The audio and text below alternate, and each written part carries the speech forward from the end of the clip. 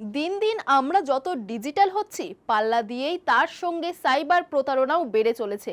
ফলে সামান্য ভুলে কিংবা না বুঝে কোনো কিছু ডাউনলোড বা লিংকে ক্লিক করলেই মুহূর্তের মধ্যে ব্যাংক ফাঁকা হয়ে যাচ্ছে। তবে এখান থেকেও বাঁচার একটা উপায় রয়েছে। প্রতারকের অ্যাকাউন্টে টাকা চলে গেলেও এই বুদ্ধি প্রয়োগ করে ফিরবে সেই টাকা। ভাবছেন তো কিভাবে? চলুন জানাই বিস্তারিত।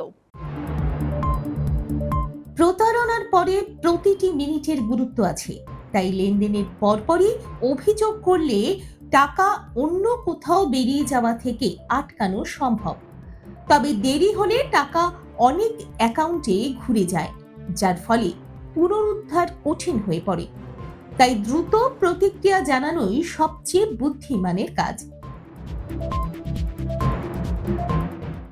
যদি আপনার সঙ্গেও এমন প্রতারণা হয়, তাহলে সবার আগে ব্যাংককে জানান এবং দ্রুত 1930 নম্বরে ফোন করুন। এরপর জাতীয় সাইবার ক্রাইম রিপোর্টিং পোর্টালে অনলাইনে অভিযোগ দায়ের করুন। লেনদেন আইডি, সময় এবং অর্থের সঠিক তথ্য দেওয়া অত্যন্ত জরুরি। বলাই বাহুল্য, এই ধরনের প্রতারণা থেকে বাঁচতে অজানা লিংক বা এপিকে ফাইল ডাউনলোড করবেন না।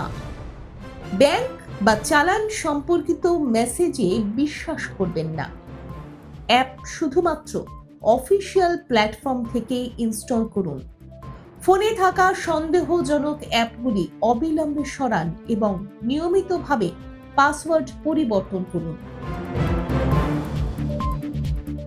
এর সঙ্গে সঙ্গে আপনার ব্যাংক অ্যাকাউন্টে 2 ফ্যাক্টর অথেন্টিকেশন এবং SMS অ্যালার্ট সক্রিয় রাখুন। সামান্য সতর্কতা বড় ক্ষতি থেকে বাঁচাতে পারে।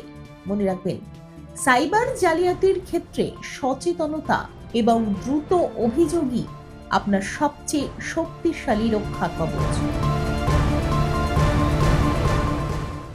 দেখুন এই সময়ের তথ্য ও চিত্র প্রতিদিন রাত 9টায় ও সকাল 8টায় শুধুমাত্র চ্যানেল 1-এ।